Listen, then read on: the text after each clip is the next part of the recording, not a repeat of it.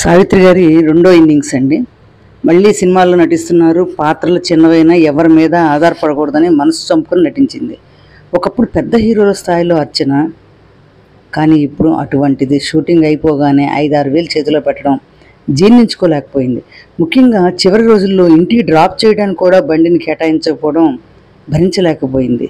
16 కార్లు ఎక్కడుండేవి, ఎవరెవరు వాడుకుంటున్నారు కూడా తెలిసేది కాదు.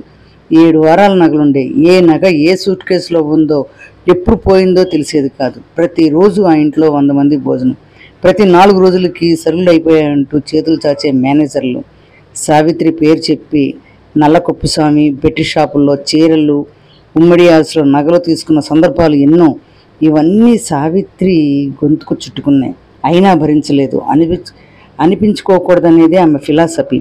అందుకోసం తన దగ్గరున్న బంగారు వెండి నగలను తెగనమ్మి సగానికి సగం నష్టపోయింది. అవసాన కాలంలో సావిత్రి ఒంటరిది. సావిత్రికి ఎవరు లేరు. స్నేహితులు, బంధువులు దూరం అయిపోయారు. దాసీ జనాలు, నౌకర్లు, చాకర్లు దూరమయ్యారు.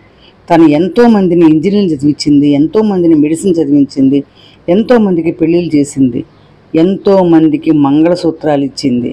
ఒక పక్క తన మెడలో కట్టిన తాళి ఎగతాళి చేస్తుంటే బలవంతంగా చావలేక బతకలేక అనుక్షణం నరకం అనిపించింది ఆ మహానటి.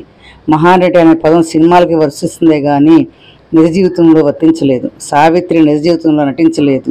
సావిత్రికి లోకం తెలీదు. పసిపిల్ల, పసిడి మనసు. అందుకే నాలాంటి జీవితం పగవారికి కూడా వద్దని అనుక్షణం కోరుకునేది.